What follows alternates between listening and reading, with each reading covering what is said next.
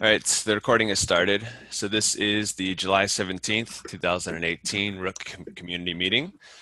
And the first topic we need to get into is 0.8. We, I believe, are very close to getting this release out and ready.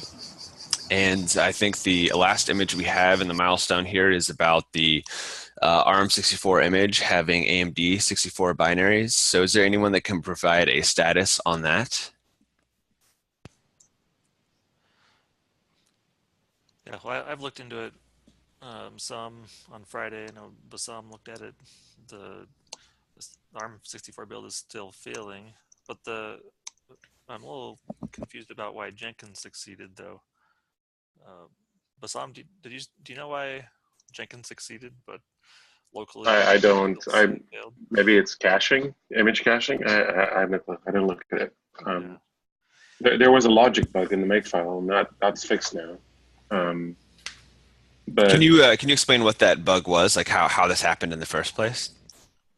I think the work to use Ceph daemon base when that work went in quite a while ago. Um, the make files were pulling the AMD 64 base image instead of the ARM 64 base image. And that's been the case since that work went in. So it's been a while. Um, it was a really simple bug, but it because we weren't building properly on ARM, it uncovered like a bunch of other issues installing Yum packages and on CentOS.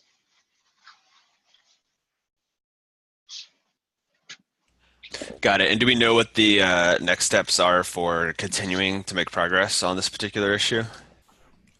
Well, I was hoping that Blaine or maybe Sebastian can look at it, given that they spearheaded that work. Um, but I don't know if they're around or not really sure. yeah. I know Blaine was out for a couple of weeks, and last night, I think I saw a comment from him on an issue in Rook, so he seems to be back. I was hoping he might be here this morning, but we'll have to ping him again after this, or maybe get Sebastian's input again on this. Yeah, Sebastian did confirm that, well, and I looked briefly too, that the ARM images are correct in Ceph. It's just how we picked them up in the make file. So Yeah, so it would definitely be, highly beneficial, I think, to include this in the 0.8 major release. I don't want to do another major release that has, an image that doesn't even work. So I still feel that this should be in the milestone myself personally, but it would be good to be able to round up the resources to finish this since this is the last issue we have that I know of. So whatever we can do to get everybody or get the right people to follow up on this is going to be really good. Now, does this speak to potentially like starting to think about pipelines for other architectures in our testing? Because this, didn't get caught for a while. For sure. Yeah, that should be part of the 0.9 theme of improving our testing. Yeah, that's one of the points for 0.9 that I have on my radar. And I'm going to just take a note to make sure that that's captured too, because I wasn't sure if it is or not. I know like other environments like OpenShift and things like that are captured, but yeah, I think we need an issue for this build. okay, cool. All right, so Travis, can we consider you on point for following up and getting the right people and the right resources to track this down? Can we be the go-to Yeah, person I'll here take for this that? one. Okay, thank you, Travis. Oh yeah, so I believe that's the last that is the last issue, and these issues here we'll talk about in a second. But so the the big architectural changes that we put a lot of effort into and tried to do a lot of vetting for, such as refactoring everything to support multiple storage providers beyond Ceph, and Ceph OSDs getting moved to one pod per OSD. Those are very big changes, and they're all in master now. And we've, supporting them through upgrade from 0.7. And, there's a lot of effort to make sure they're right, or that they were working. So in the field so far, are there any outstanding or known issues with some of those big refactors and architectural changes, or has the dust largely settled on that? I'm not aware of any issues. All my testing looks good. I know of a couple other people in the community have been testing and have not reported any issues. But yeah, Alex, have you seen much, like in support channels and stuff? Where is it? There we go. I'm not sure if this is where's the chat. There we go. I'm not sure if this is reproducible, but well, it's where was it? It was I think with Rook Ceph already, and it's just seeming weird. I think we would need to get further fdisk output to see what partition label is on the partitions, because the command I sent him didn't output the partition label, only the normal label. And yeah. Tag 136 that's kind of old, isn't it? Or is it not? Is that a new tag?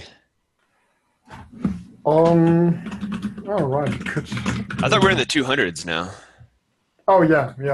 Then I'll just let him know that he should try to upgrade, as he's already on master, and well, there's nothing to lose there anyway for him then. Cool. Okay. So then this looks like an issue that you had fixed already in master, right, Travis? Right. Like where we weren't properly identifying file systems or devices being in use. Yeah, that sounds like actually the one where we didn't get the device UID. Yeah. I think that was the regression from discovery, from the device discovery implementation phase. And then it was fixed, but when we went to master with the OSD, one OSD per pod. We fixed that, Cool. So could one of Alex or Travis, could you respond to this and just follow up on that and note that the version here is probably, doesn't have the fix. Yeah, if you want to, you can follow up on that. That would be great. Do you want to do trims? Because as I said, I would just try to update and see if it's still happening. And, I'll add a comment with the issue that was. Yeah, because we have a few we have one thing that I would really like to get into 0.8, because it's a fix for the tolerations not being set on the OSDs, but that's something different if we're not done with this issue yet.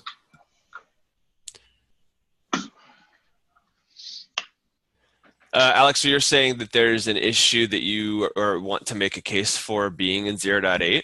Yes. Where is that on the agenda or in the miles? Anything here? I didn't add it because I was simply hoping we get it reviewed and merged like today, if nobody has any changing feedback. Because kind of to dig into what this pull request fixes is that when you specify tolerations in a placement in the cluster CRD, they are not getting applied to their OSD deployments. So, it's a reformatting, and it wasn't applied for deployments. It was only applied for the job, I think, but not for the actual deployment. So people were like adding the tolerations in the CRD, and it wasn't getting the pod wasn't created because of the tolerations not being met, and this simply adds the tolerations. Right, sure, yeah. And this is a very low risk thing, a very small scope change. This is all white space change here, I think. Yeah, this is the only logic change. Yeah, that looks good. Yeah, that's very, very low. Yeah, okay. As just a small thing I would like to get in, because at least in a last few days I had a good amount of people who were like, yeah, hey, I want to place storage on certain nodes with tolerations and stuff on it, but they weren't getting applied. And during my tests locally, I at least saw, to put it like that, that the tolerations were added to the OSD deployments to the OSD1 ID, for example, as an example. Yep. And before that, there wasn't a toleration added, even though I have specified it. So Right. Yep. That makes total sense. I see exactly what's going on here with your explanation. Yeah, Travis, that sounds good to you as well. Yeah, definitely. Yeah, it's very low. I'm going to go ahead and approve this. That makes sense to me. Good. Thank you. Thank you for following up on that, man. Appreciate it. So yeah, we'll see when this. Yeah, I had to retrigger. Cool. I'm not sure if it's a permanent thing, but we from time to time seem to have some issues with AVS on Kubernetes 1.7. But I'm not sure right now if it's really multiple times. I just saw it on a few PRs, always AVS, AWS with Kubernetes 1.7 failing, but I didn't find a pattern yet. All right. Well, we are locked and loaded there now, and we will see when the how that build goes. Thank you very much, Alex. Appreciate it. Okay. Okay. There we go. And then there were these issues here, which we have been, tracking optimistically as like the haves, but I believe that we had made a statement that, none of these are blocking the release, correct? Travis, if you can refresh my memory on some of these. Let's see. Yeah, none of them are blocking Rook partitions. Yeah, we have no repro on this. No repro. Right? Yeah, and he said he couldn't repro it either. Okay. So the second one there, or are we still? Well, the first we're one. Still talking about the first one. Oh yeah, sorry. The first one, I was wanting to try an upgrade with using a metadata device, just to confirm that I can't repro it, but I have not done that yet. I'll do that right after this meeting. But otherwise, I feel like we should close it until we get a repro. Yeah, you go ahead if you could do that step there to test the upgrade with metadata device, and then close it after that. I would be okay with that. Yeah, the metadata device is an oft forgotten feature, unfortunately. Right. Yeah. Does it do something with metadata? Yes. That was a very informed guess, Alex. Okay, then Alex, you wanted to say something about 1733. Yeah. I would like to see this getting in at least as a bug fix, because right now I think even our default example of a pool, I think even, is like using erasure coded, but erasure coded block storage doesn't work because when you run RBD create, you need to specify the data pool, which we don't do right now. So, and it's kind of also breaking the whole point of in one pool CRD having only specified one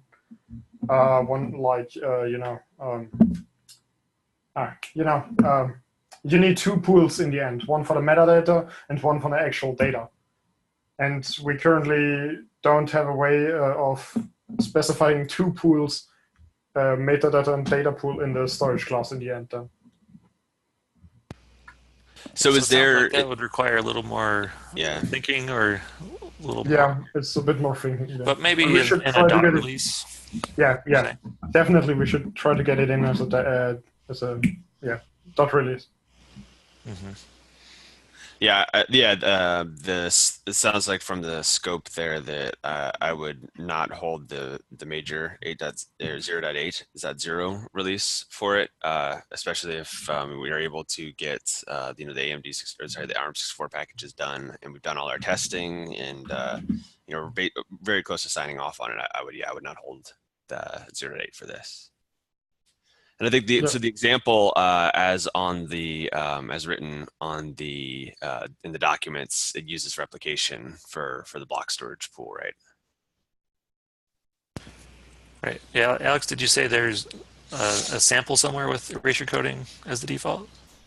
It could have also just been users uncommenting the lines that. Right, because the examples are have them just commented out. Maybe in the sample YAMLs. Yeah, so since the mainline documentation does not go on that route or use erasure coding, then that makes me feel even more confident that this isn't a blocker for 0.8. Right. By the way, erasure encoding your metadata is very risky. It makes recovery difficult and so forth. So separating, there's a lot of rationale for only erasure encoding the payload. Right, and Yeah, I actually, think that's what Ceph enforcing here.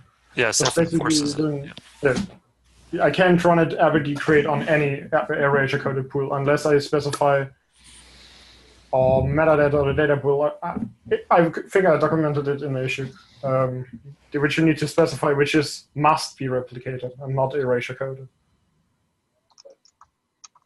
That's something I hadn't even thought of. I'm glad that some other smarter people have.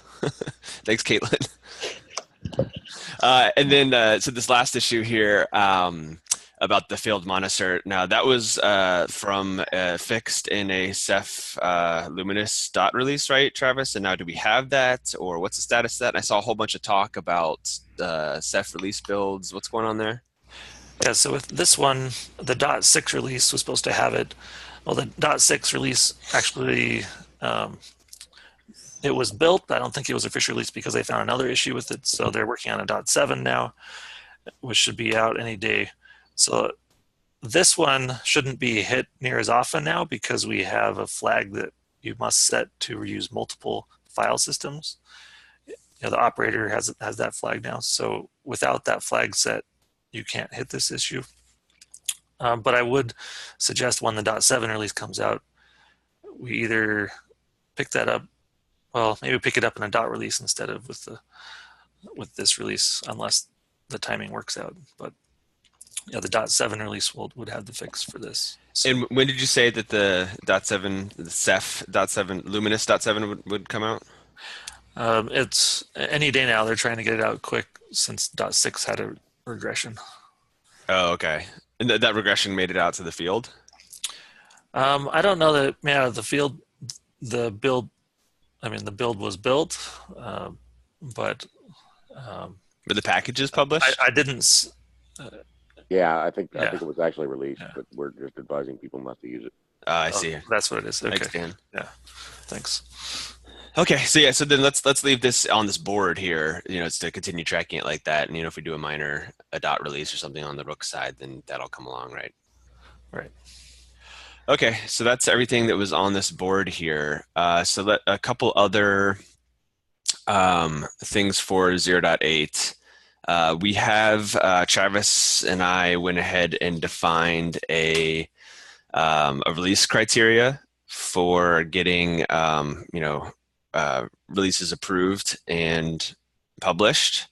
So we've added that to the release documentation here, and I'll go ahead and send that in the chat too, so that there's a link to it.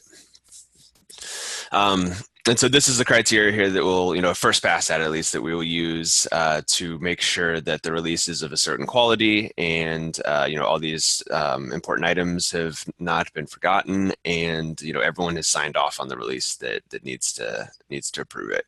So a lot of these items have been done here, on the side, and we're, waiting for, the other fixes, and then before the final testing and approval could go forward, and then the release build and publishing can happen. Travis, did you have anything else to say about the release criteria that we defined? No, I think that it was great just to make it explicit what we're doing for releases.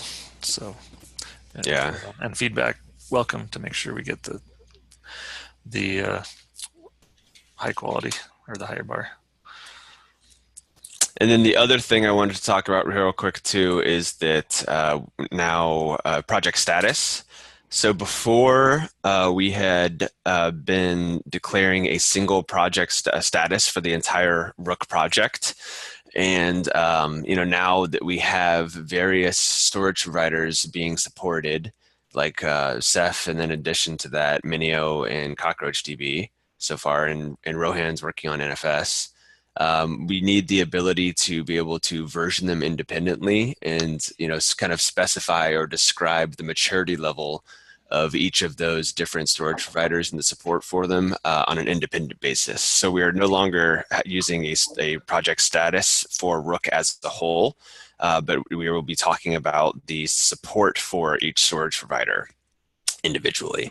And then of note there is that Ceph specifically with this milestone is graduating to beta.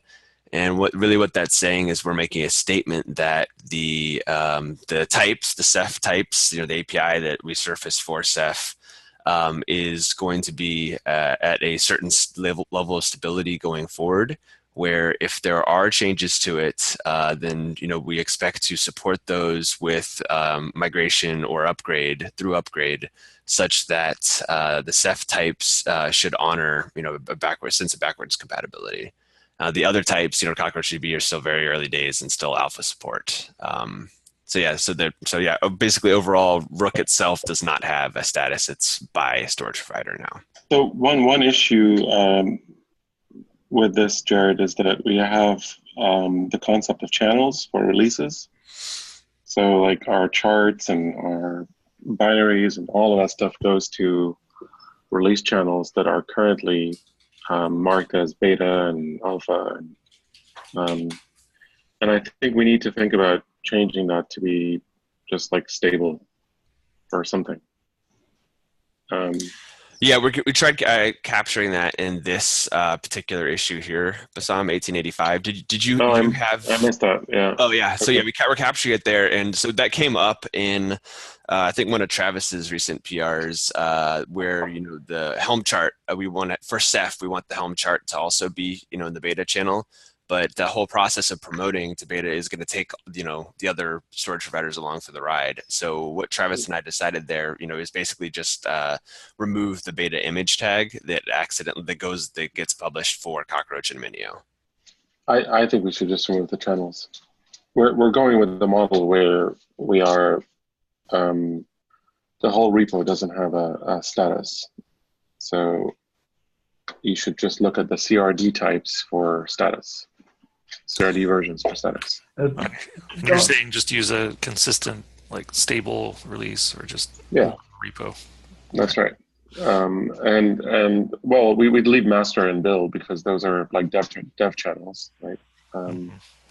But we should just combine alpha, beta, and stable into just stable.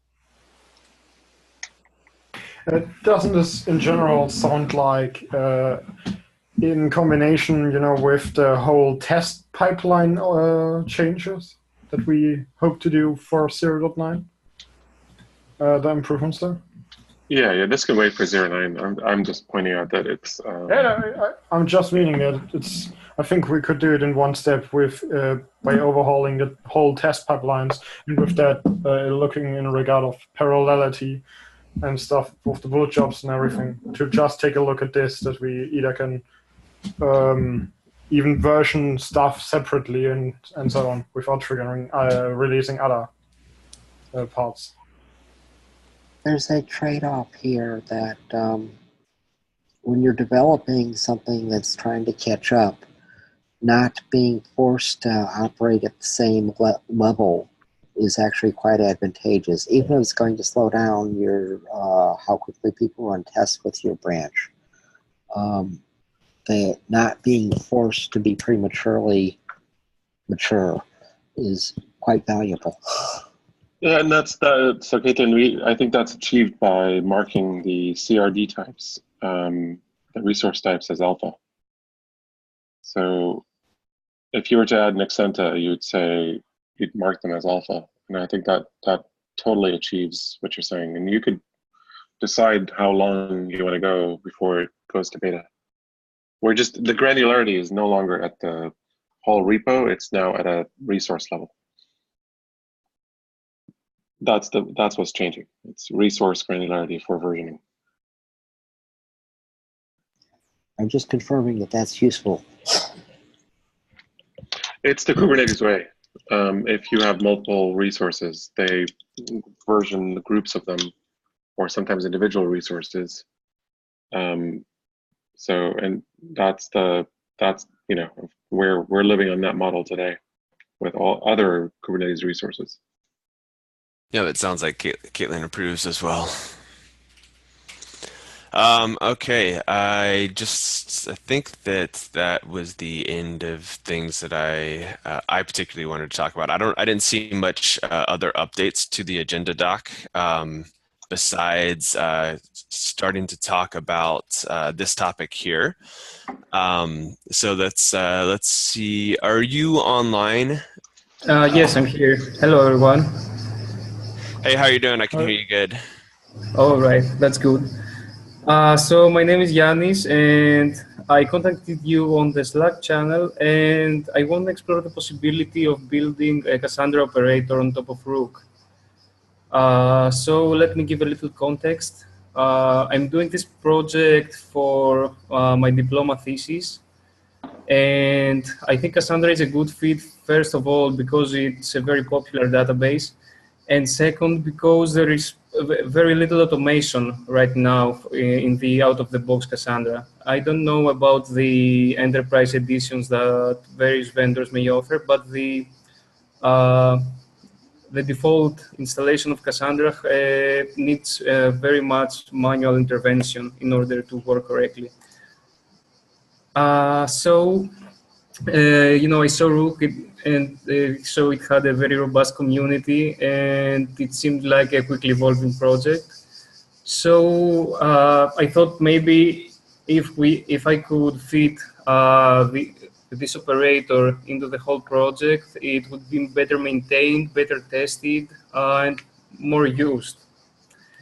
So generally, you want to talk more. Do you want me to talk about some implementation specific things? General, but not very specific, but implementation things. Is there an existing Cassandra operator?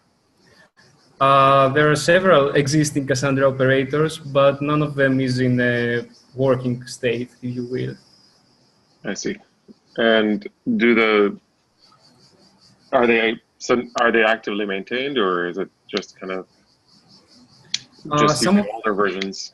Yeah, some of them seem to be maintained and developed right now, but none of them has piqued my interest so much as Rook. And mainly I'm looking for a framework to write this operator in, so I don't have to use everything from the beginning. I was hoping to leverage some of the code base of Rook. Understood. I think this is a great effort. We've had a number of people ask for Cassandra support. I think it would be great if you want to take that on personally. All right. Oh, of course, I want to take that on. And the solution I have arrived to. So first, let me just skim through some requirements. So my operator, what I wanted to do is to automate the creation of new nodes, scaling, the replacement of a node, the repair of the data. This is a manual operation in Cassandra, and right now it is done by hand, by SSHing into a node and issuing the operation. Backup, and provide a metrics endpoint to integrate with Prometheus. So yeah, I think that sounds like a really good set, Yanis, of functionality that you would want, to be automated, and also a set of functionality that provides a lot of value for, consumers of the Cassandra platform. So that sounds like a very good list. I'm glad. I'm aiming for a very friendly UI, because that right now is something Cassandra doesn't have, and it's the same because it's a very good software solution. In order to do this, however, I have to talk to a JMX interface in the pods. So a JMX interface, if you know, is an RPC protocol in Java. And in order to do that, the best solution I have arrived to is to run a sidecar container alongside the main Cassandra container. This is a solution that some vendors have used successfully in the past. Netflix, for example, runs a sidecar alongside Cassandra. Spotify also runs a sidecar alongside Cassandra. Those projects are called Priam and Reaper, if you want to look them up. So it's more or less a tested approach, and I think it could bring very good results. And I have taken a look into the Rook architecture, And from my understanding, you have a kind of sidecar, but at the node level, the Rook agent, if I'm correct. Yeah, that the Rook agent, has fairly specific functionality in that it is an interface to the Kubernetes storage subsystem to serve as kind of like a volume plugin. So it's, it does, take commands like map or attach or detach a volume when the kubelet is telling it to do so, and then performs that work. But it hasn't necessarily, which is, and it's a I standalone wasn't pod by hoping. itself as well. I wasn't really hoping on using it for the existing functionality. Maybe because I saw it, maybe I would use it for the fencing functionality. Because as far as I know, Kubernetes doesn't have a fencing controller at the moment, if I'm correct. That is correct. Yanni, I think what would be helpful is if you could um, do a one pager or a design document on I have a very rough design document right now, a markdown document. Do you have a way you want it to provide? Maybe open a GitHub issue? Yeah, that would be great. If you can do that, and if you could, I'm not sure what's in it, but if you can show kind of what the CRDs you're thinking about and the design you're talking about around fencing and the sidecar, all of those things would be really useful to kind of just enumerate. It doesn't have to go into a lot of detail at this point, but just it would be good to see it all together. Yes, I understand. I have the document more or less ready, so I will open the GitHub issue so you can all review it and then go on with that. And so I was talking about the Rook agent because I was thinking that this particular approach, the CRD plus controller plus a sidecar to run alongside the database, maybe I think it's a pattern that other databases could use as well. I have seen other operators trying to do this particular thing for Postgres, for example.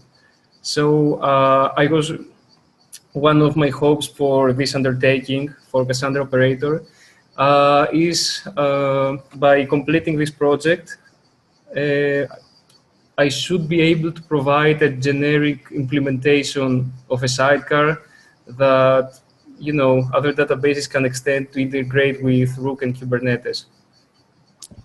And I like that mindset as well because, with we have a set of functionality that is common across storage providers, in the Rook framework that, can help other storage providers build operators and, contain some of that, operational logic in there.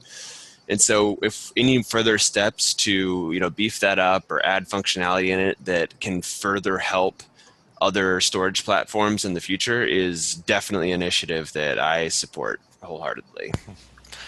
Yeah, I'm sounds glad good. because Another thought to consider in the design is, when thinking about using the agent or how you can share code there, think of it at the code sharing level, because each of the operators do run independently, in their own pods. So even if you share code with the Rook agent, it would, whatever you do with Cassandra operator, I would anticipate will run as its own pod. It might be called the Cassandra agent, or maybe it's a sidecar with the database pod, or anyway.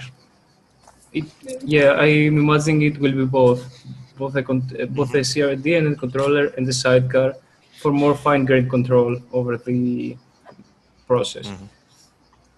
Great. Okay, so this is great. I'm looking forward to get started, and I took a look at the CockroachDB implementation.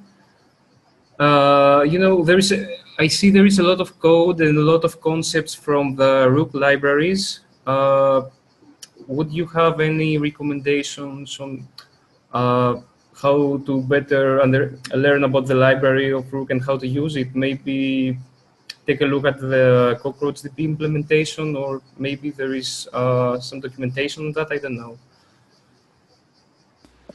In terms of developer docs about what's available in the Rook code base and libraries. I think a lot of our documentation has been focused on end users or operators or admins about how to use Rook to do useful functional work in their clusters. And I don't know if we really have much documentation about focused at developers. So that's maybe something that we need to beef up over time. But you can definitely use me, Jared here as a resource. Because I wrote the CockroachDB operator implementation recently, and have been working on some of that Rook framework stuff. So you feel free to reach out to me on Slack, and we can kind of I can give you some tips, or maybe walk through a couple things with you, and then maybe we can identify what may be some useful documentation going forward. So we might have to bootstrap here a little bit, but I'll be happy to work with you to try to make sure that you have the resources you need and that you're not blocked. Well, that's great. That's great, and I hope that I can also contribute to the documentation and make a step-by-step guide of how I completed an operator on the Rook, so that others can also follow. That would be awesome. Sounds great. Yeah, and there's other operators being developed, like Rohan. It looks like he's in the meeting. He's working on the NFS operator, and he'd have some insight too on what it's taken him to get going here.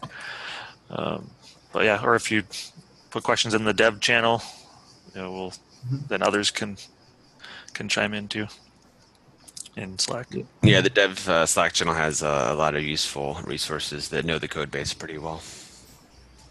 That sounds great. Yeah, that sounds awesome. So yeah, we're looking forward to seeing your GitHub issue and your document, like the one-pager design document, and we'll be happy to provide feedback on that for you. So this That's great. Is an exciting effort. Thank you for bringing and this also up. Let me do one last question. So for the operator I will develop, do you target a specific Kubernetes version and after, or now that it's a new operator we can target 110, for example, that has sub-resources for CRDs? We support 1.7 through latest 1.11 right now, I think. Is that right, Travis? That's right. But I think a specific operator could choose to support something newer. That seems like a valid statement to make too. Yeah, that is possible. And as a policy, we support everything that client Go supports. So if client Go drops 1.7, we'll drop it too. I see. I was asking because of the upgrade in the CRD types and the ability to use sub-resources. But yeah, okay, I'll take that in consideration when preparing the design document. So I think I'm covered, and thank you very much for your time. I will, in time, upload the document on GitHub so I can get started. That's awesome. Thank you very much for joining us this morning and talking about this and your interest in Cassandra. That sounds like it would be a very beneficial thing to the community as a whole. So I like this effort a lot.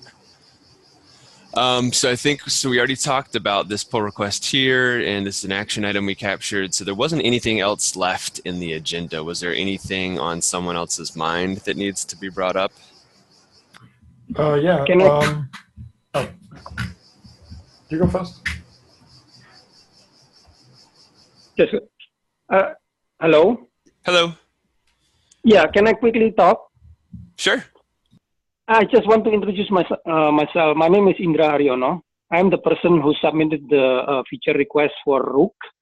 So I just quickly want to talk because I hear the previous speaker talking also about adding Cassandra as an operator there in Rook. So I just want to introduce myself quickly here. I spoke with a couple of you with regard to the process of contributing in Rook. Especially, I'm interested in integrating Alluxio in Rook. Yes, I remember that. Thank you for coming today. Yeah, thank you so much. Thank you so much for giving me that. But I do not really want to take so much time today. I think everybody is busy and everybody has a lot of things to discuss.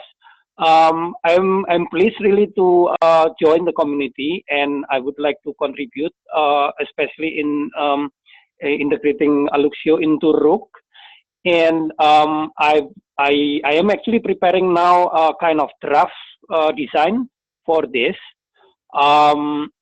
Maybe it is not very deep at the moment. However, I probably would like to share as soon as possible so that I can get feedback and comments and useful guides as to how to develop the operator and also the agents in Rook. Yeah, I think that's it actually today. I do not really want to go into deep things, but if you have some question with regard to my motivation or the purpose, what is the use case and things like that, I probably can quickly also answer about that. Yeah, I think from the introduction that we've gotten so far on the mailing list, and that you're going to be opening sharing with us a one pager design write up as well soon, then that sounds to me at least like that's a great channel to follow up on all that stuff on. If anyone else has specific questions right now, feel free to ask. But I am content with following up on the one pager. So just maybe just single question, Jared. In order to submit the draft, I should fork the original Rook repo, and then with my fork repo, I need just to change and submit the. I will add a design document and then submit the pull request. Is that correct? Yes, that's exactly correct. And I think we have fairly explicit instructions in the developer, the contributor page. So if I could follow up and send you a link to that right after this meeting as well, so that that process is followed, because that's a pretty good workflow for maintaining your local clones, but also a pull request flow using GitHub. So I'll send you a link to that. Yeah, I was reading actually about that. I was just actually asking specifically about the draft itself. So probably the process is the same.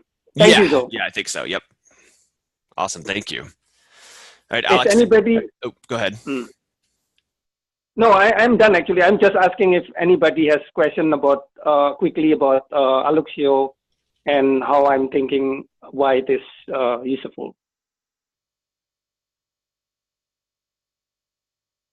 Otherwise, I'm just going to write the document and then maybe elaborate it a little bit there.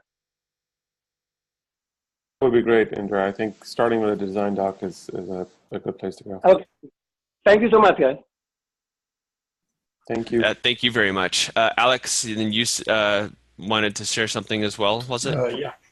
Bassam, you said we support the Kubernetes versions that are supported by the client Go. After which matrix are we going? Because the compatibility matrix there is, well, not really showing. Well, it would even support Kubernetes 1.5 as far as I understand the matrix there. So yeah, so what I'm saying is that for whatever version of Client Go we pick, like 6 or 7, or that we would only support the versions of Kubernetes that it supports.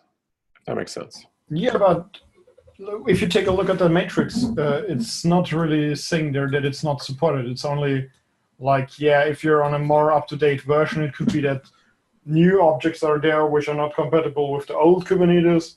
Oh, I see what you're saying. This changed. This used to be This used to be no support for certain versions. So it sounds like we need to update it.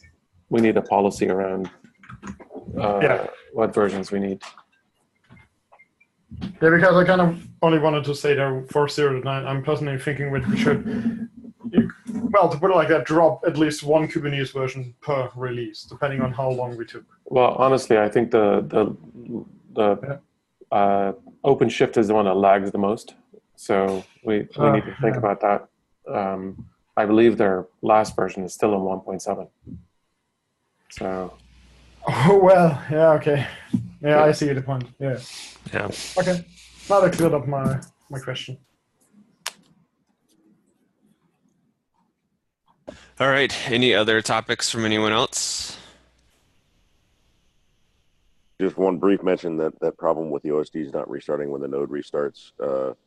Several people dropped the hint that it might have something to do with using host path instead of devices. So I've got another thing I can try to reproduce with. And at least one of those people said that the OSD came back up with a different cluster FSID, which would certainly cause the problem. So, yeah, there might be some light at the end of that tunnel. Awesome. Thank you, Dan, for following up on that. Yeah, thanks. Yeah, just from the UID that came up in their repro, it looked like something wasn't quite right there, for sure. All right. Alrighty, then I will go ahead and stop the recording.